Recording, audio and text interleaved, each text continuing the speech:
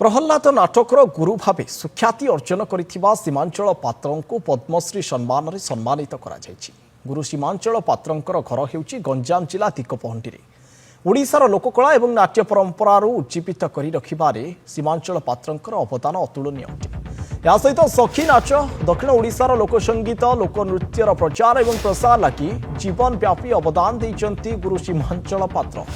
एवं श्री पात्रंकर शताधिक शिष्य विभिन्न स्तर में ख्याति अर्जन करिसेंति एवं सीमांचल पात्र पद्मश्री सम्मान रे सम्मानित करा जायछि। यहाँ पर पूरा अंचल रे यहाँ नेकी समस्ते खुशी अछंती एवं सीमांचल पात्र को समस्त प्रशंसार स्व छुटुछि। घोषणा हला पद्मश्री पुरस्कार। तेबे राज्य में 3 जन ना प्रकाश पाई बेले गंजाम जिला दिगपहंडी ब्लॉक बम्मेकेईरू पाइचंती सीमांचल पात्र। तेबे से कला क्षेत्र में पद्मश्री पाइबापी विवेचित होइथिबा बेले 1990 मसीह जातीय पुरस्कार मध्य पाइथिले एवं राष्ट्रपति ठारू से पुरस्कृत होइथिले। तेबे से दीर्घ 70 वर्ष धरिकी जो रही गंजाम जिलार प्रहलाद नाटक बा राजा नाटक रे राजा भावे बेस परिचित थिले एवं अभिनय करने सहित गुरु भाव राज्यर जो रही मुख्यमंत्री पुरस्कार 1997 मसीह पाइथिले। आमे अच्छु गंजाम जिलार दिगपहंडी ब्लॉक बमकेई गाँव अच्छु। आमे पद्मश्री पुरस्कार पाइबाकु थिबा जो रही सीमांचल पात्र गुरु सहित आमे आलोचना करबा। आज्ञा केमती अनुभव करछन्ते दीर्घ वर्षर जो कष्ट पड़िथिले आपन को पाखापाखि 19 वर्ष हलानी केमती फील होची जे आपण राष्ट्रपति पुरस्कार पाइथिले पुणी आपण एबे पद्मश्री पुरस्कार पाइबे आपण ना घोषणा हेची।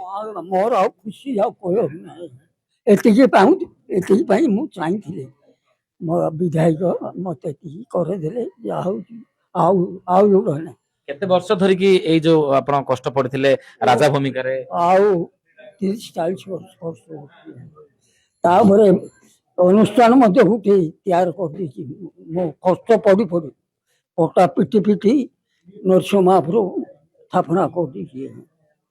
को भूमिका रे अभिनय करथिले को भूमिका रे अभिनय करथिले मु तो सब आम गंजाम जिले कोई बाकी नहीं सब गाँव रे अभिनय कर को भूमिका रे अभिनय करथिले जो राजा नाटक प्रहलाद नाटक रे मु हिरन रोल करथि। गोटे सणाप कहंतु हम माध्यम रे गोटे अभिनय गोटे डायलॉग कहंतु। छारो छारो द्रुबुधि मरणी छारो छारो द्रुबुधि एकी तो बुद्धि छारो छारो द्रुबुधि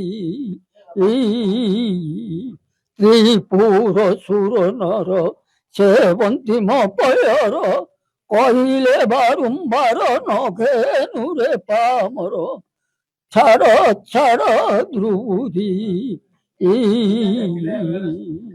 गंजाम जिले में लोककला धीरे धीरे ह्रास होगा जाउथबा बेले एभली भाबरे सेमानकु पद्मश्री पुरस्कार जदि देबा पूर्व वर्ष मध्य सरकार मध्य घोषणा करथिले एवं जनक मध्य पद्मश्री पुरस्कार पाइथिले आपनको मध्य राष्ट्रपति पद्मश्री पुरस्कार आपनको देबे प्रदान करिवे। परिवार रे केते खुशी अछंती पिलाटी दिनरु आपण अभिनय करथिले परिवार खुशी अछंती तापरे जाला खुशी था तो न था तो हम मो पिला ना आम गाँव रे किंदी बम कही ना रो आम चारिपाट हलानी आमर नाटक रही किए जड़े रजा है किए हिरन पार्ट रे इनती जगत के बुली ओडिसा जो रही लोककला जो लोककला रही ओडिसावासी को कौन कहिबे जे आगो को पुनी बढ़ंतु एवं कोन कहिबे जाओ जोठी जीवा चलतु मो साथी कार धरिक जीवा गाँव रे कौन है गुला सीमा ठीक आसी कि पचारे आउ कि ना मु बसती कार भितर कि चलतु बुलवा मुझे गाँ देखेबी कौन खुशी अखुशी देखी। पद्मश्री पुरस्कार पाइबो बोला जते आपण सुनिले आपण को किए सब फोन करी शुभेच्छा जणाइचंती फोन करी के आछंती जानि